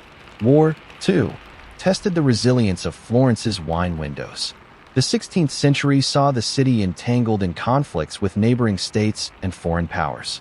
During sieges, gates closed, supplies dwindled, and fear of famine stalked the streets. In such moments, the wine windows took on roles that transcended their usual function. Wine, while not a staple food, offered calories, comfort, and courage. When bread was scarce, a flask of wine could blunt hunger. Soldiers and civilians alike drew upon it for strength, both real and imagined. The Bichette provided a discreet channel for distributing this sustenance even when palaces were barricaded. A knock on the shutter might bring not only a bottle, but also a reassurance that the rhythms of life, however strained, had not completely unraveled. Historians recount that during the siege of Florence in 1529 to 1530, when imperial and papal forces sought to crush the city's republican experiment, wine windows played subtle roles in sustaining morale. While larger commerce faltered, certain noble families continued to open their bichette, offering measured flasks to weary citizens. The gesture may have been modest, but its symbolism was powerful, a sign that Florence still breathed, that life endured even under cannon fire. War also sharpened the secrecy that already cloaked these apertures. Just as letters and clandestine gifts sometimes passed through bichette in peacetime, so too in wartime could they serve as channels for coded messages or hidden sustenance.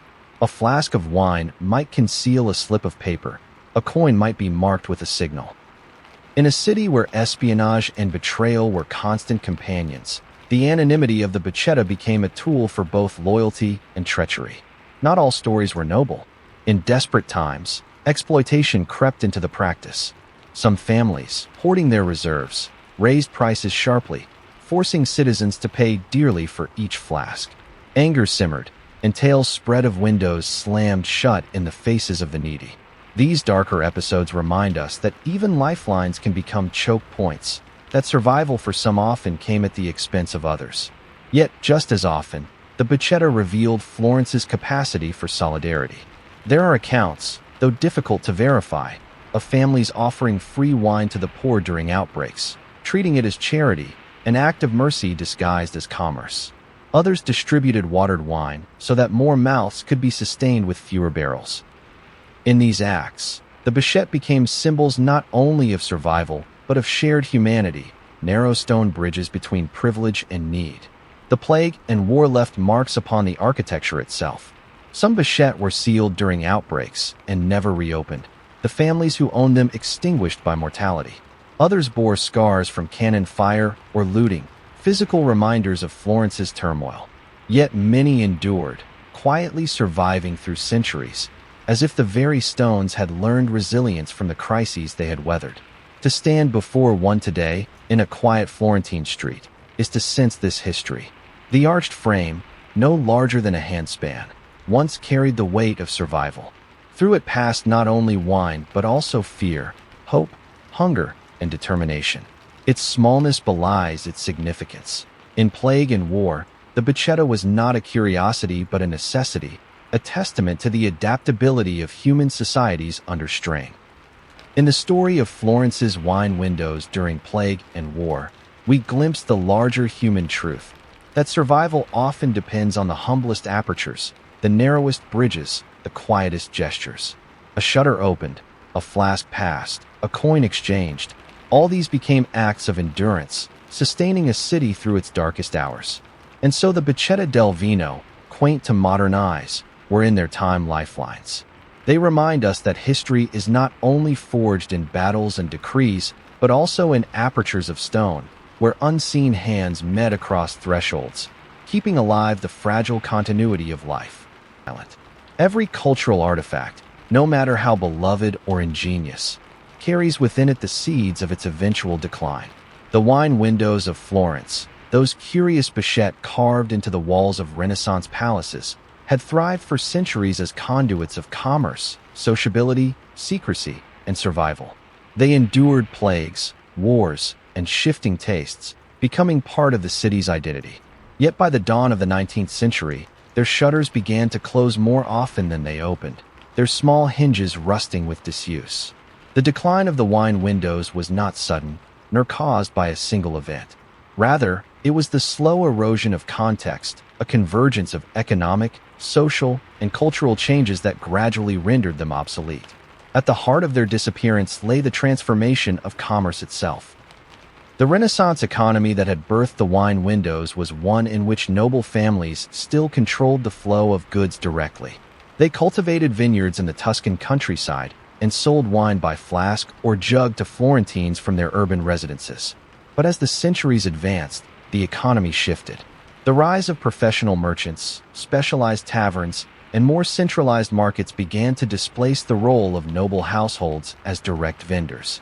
By the 18th century, the idea of queuing at a palace wall for a flask of wine seemed increasingly archaic compared to the convenience of bustling wine shops that dotted Florence's streets. Industrialization, slow though it was in Tuscany compared to northern Europe, also played its part. Production methods changed, storage improved, and standardized distribution networks emerged. Wine became not just the province of noble estates, but also of larger commercial operations. The Bacchette, once ingenious in their efficiency, no longer aligned with the scale or systems of modern trade. The act of passing bottles through a narrow window began to feel more symbolic than practical. Social change also hastened their decline. The rigid boundaries that had once separated noble families from the common people softened over time, not vanishing, but shifting enough that the Bacchetta's purpose as a controlled interface diminished. Where once the small stone opening allowed nobles to maintain dignity and distance, by the late 18th century, the class dynamics of Florence were evolving. The Enlightenment had fostered new ideas about public life, commerce, and equality. Tavern culture, with its open exchange of ideas alongside wine, became more appealing than the silent, one-sided transaction of a shuttered window. To buy wine was increasingly to seek community rather than isolation. The symbolic associations of the Bacchetta also changed. In the Renaissance, they embodied discretion, control, and continuity. But by the 19th century, they began to carry connotations of secrecy that were less flattering. Rumors painted them as relics of an era of oppression, when nobles hid behind walls and rationed goods to the masses. In a city moving toward modernity, the wine windows became emblems of old divisions, reminders of aristocratic aloofness. Practicality, too, played its role. Wine production itself was changing, with bottling becoming more widespread. The bocchetta, designed for the exchange of small flasks or demijohns, were ill-suited for new forms of packaging and distribution. Tavern owners and shops could adapt. The stone apertures in palace walls could not. To retrofit them was often more trouble than it was worth. As a result, many were simply sealed with mortar, their outlines still visible in the masonry, but their function extinguished. The Napoleonic occupation of Florence at the turn of the 19th century further accelerated the decline. French reforms disrupted traditional systems of noble privilege, and estates were reorganized. The direct sale of wine from noble houses diminished. After Napoleon's defeat and the restoration of old orders, the habit had already been broken. What had once been a living tradition now seemed a quaint survival. By the mid-19th century, Florence was modernizing with new roads, broader boulevards, and an influx of tourists who came seeking Renaissance grandeur but were puzzled by these strange, low apertures in the walls. Writers of the period remarked on them with curiosity, not recognition. They had already become relics, their original purpose half forgotten by many Florentines themselves. Yet the silence of the bocchette was not total. In some neighborhoods, especially those less touched by modernization, windows lingered in use well into the late 19th century, tended by older families reluctant to abandon custom. But even these dwindled. By the early 20th century, the wine windows had all but vanished from daily life, their stone frames surviving only as architectural curiosities.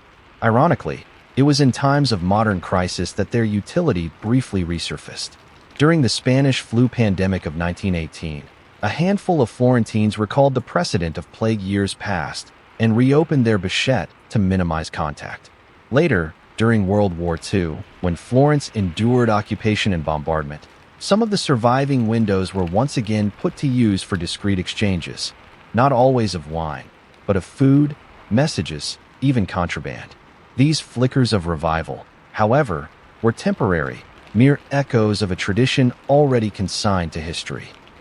The disappearance of the Bocchette del Vino was not a tragedy in the sense of violent loss, but rather a quiet fading, the natural death of a cultural form out of step with its era. And yet, their survival as physical traces, small arched frames, sometimes ornamented, sometimes plain, embedded in Florentine walls, ensured that they were never wholly forgotten. Their silence spoke as eloquently as their use once had. To walk the streets of Florence today is to see them as ghosts of another age. Some are carefully preserved, their outlines restored, while others are half buried in plaster, mistaken for forgotten niches. Tourists pause, puzzled, until a guide explains their history. Florentines, too, have rediscovered them in recent decades, not as practical portals of commerce, but as emblems of cultural memory.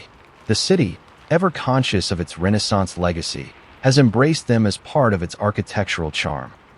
The long silence of the wine windows reminds us that traditions are fragile, contingent on the circumstances that give them life. They arise when needed, flourish when useful, and fade when the world changes around them. But though their shutters closed, their story endured, waiting for rediscovery, waiting for the day when their meaning might again find resonance. Rediscovery and revival, the modern renaissance of the wine windows. History often hides in plain sight. Centuries after the last merchants passed a flask through stone apertures in Florence, the Bocchette del Vino lingered as mute artifacts, small and easily overlooked. For generations, they were curiosities embedded in the walls, unnoticed by the rush of daily life. Yet in the late 20th and early 21st centuries, these tiny windows experienced a remarkable revival, not as practical trade channels, but as cultural treasures, emblems of Florence's layered history, and even, in moments of crisis, as tools for survival once again. The rediscovery of the wine windows began with scholars and local historians who, in the 1980s and 1990s, took a renewed interest in Florence's lesser-known architectural features. While Renaissance palaces, frescoes, and domes had long commanded attention, the small arched openings scattered across the city had rarely been cataloged or explained. It was only when architectural surveys began documenting Florence's medieval and Renaissance facades in detail that a pattern emerged. These windows, once ignored, were revealed to be part of a coherent and fascinating system.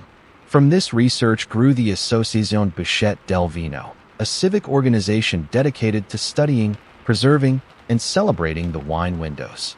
Founded by Florentines with a passion for local history, the association set out to map the surviving Bichette, record their histories, and educate the public about their significance.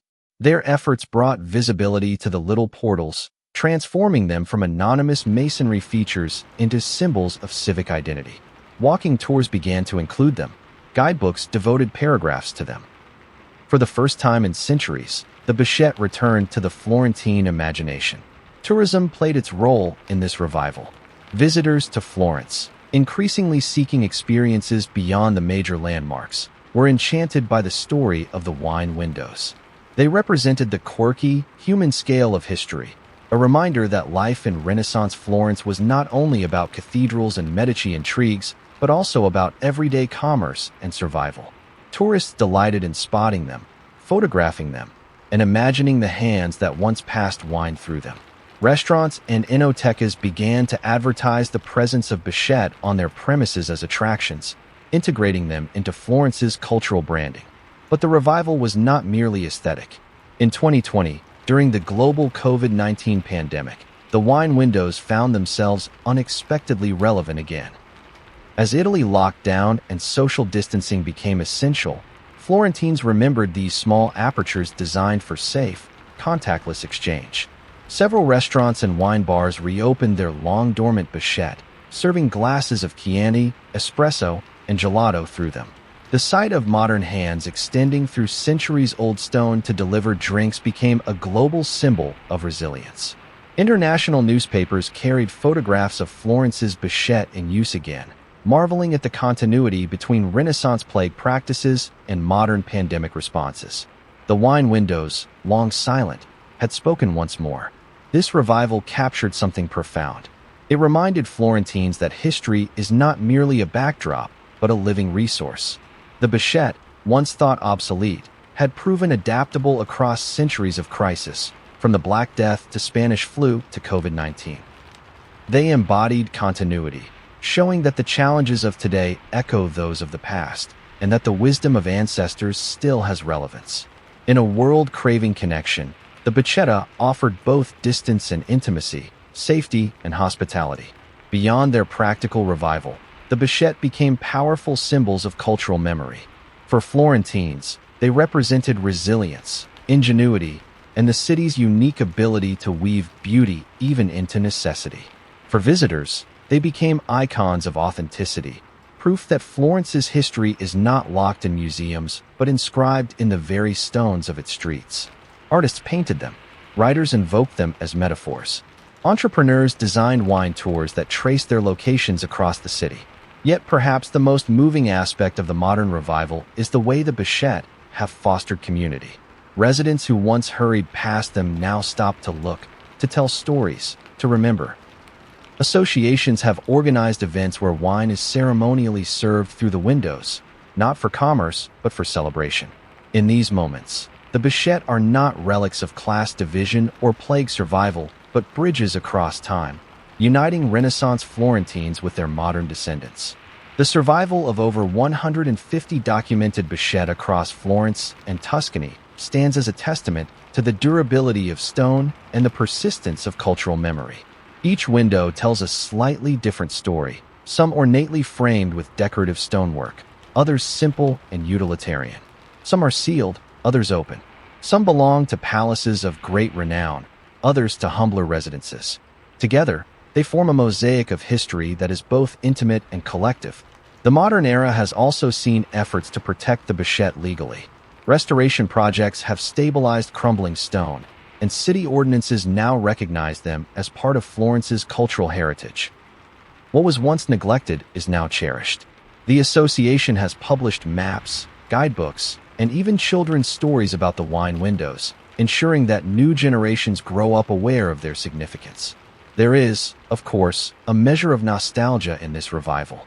The Bouchettes remind us of a Florence that was smaller, more self-contained, and profoundly shaped by direct ties between land, family, and commerce. In an age of globalization, the idea of knocking on a palace wall for a flask of local wine feels quaint, even romantic. Yet it is precisely this intimacy that resonates today when many feel distanced from the sources of their food, their traditions, and their neighbors. The Bouchettes whisper of a time when exchange was not abstract but embodied in gestures, in stone, in the small rituals of daily life. In a sense, the revival of the Bouchettes del Vino is not just about Florence. It is about how societies remember, how they reclaim forgotten practices, and how they use them to anchor identity in turbulent times. Every culture has its Bouchette, small, overlooked traditions that once served practical needs and now survive as memory, ready to be rediscovered when the moment is right. The story of Florence's wine windows concludes not with disappearance, but with renewal. From the bustling Renaissance streets to the silences of the 19th century, from neglect to rediscovery, from plague to pandemic, they have traced a circle of relevance that defies time. They remind us that history is cyclical, that human needs for connection, safety, and conviviality endure. And in the narrow aperture of a stone window, just large enough to pass a flask, we glimpse not only Florence's past, but its enduring spirit. The Bouchettes del Vino stand today as symbols of resilience and reinvention. They are tiny but mighty, reminders that the past is never truly gone, only waiting to be reopened. Conclusion: windows of wine, windows of memory. The story of Florence's wine windows is not merely an anecdote about architecture or commerce. It is a parable about survival, community, and the human longing for continuity. These small apertures, cut into the stone walls of Renaissance palaces, remind us that history is written not only in grand cathedrals or political decrees, but in the humble spaces where daily life unfolded. Through them, wine passed from noble families to citizens, but something greater passed too: trust, exchange, and the affirmation of belonging in a city bound together by necessity and tradition. The Bouchettes del Vino emerged in a world fraught with uncertainty. They were born in an era when plagues could empty streets overnight, when markets might collapse under political upheaval, when survival demanded ingenuity. And yet, within those constraints, Florentines found a way to preserve dignity and ritual. The act of knocking on a palace wall, receiving a flask of local wine, and carrying it home was more than commerce. It was participation in a social fabric that stretched across class and crisis. In that moment, the city breathed together. What is striking is how these windows have endured beyond their practical purpose. Long after they ceased to function, they lingered in walls like fossils of human habit, waiting for rediscovery. When the world faced new plagues centuries later, they spoke again, their stone lips opening to remind us that the challenges of the present are not unique. In their silent endurance, the Bouchettes remind us that resilience is not the invention of modernity, it is the inheritance of generations. The lesson of the wine windows is also a lesson in perspective. Modern society often prizes the large and the monumental, skyscrapers, revolutions, sweeping narratives of progress. Yet history is equally carried in the small, the overlooked, the nearly invisible. A window no larger than a loaf of bread tells us as much about Florentine life as the soaring dome of Brunelleschi. It reveals the intimate mechanics of survival, the creativity with which people faced hardship, and the continuity of human needs across centuries. In this way, the Bouchettes del Vino are metaphors as much as they are relics. They are windows into the human condition, reminders that even in times of fear, people seek connection, ritual, and joy. They show us that necessity does not erase beauty, that even the smallest spaces can carry meaning.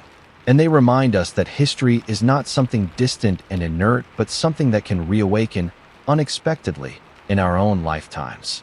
As we walk the streets of Florence today and see these small arches in the walls, we are invited to pause. We can imagine the knock of a hand centuries ago, the quiet exchange of coins, the vessel of wine passed through, and the fleeting smile between buyer and seller. In that instant, the past is not gone. It is present, alive, and still capable of teaching. The Bichette del Vino are more than curiosities of Renaissance Florence. They are lessons in humility, endurance, and community. They teach us that history is not only grand but granular, not only about kings but about neighbors. And in their survival, they remind us of our own responsibility to notice, to preserve, and to honor the small rituals and artifacts that bind our lives together. For as long as they remain in Florence's walls, the wine windows will whisper their quiet truth, that even in times of distance, humanity finds ways to touch, to share, and to endure.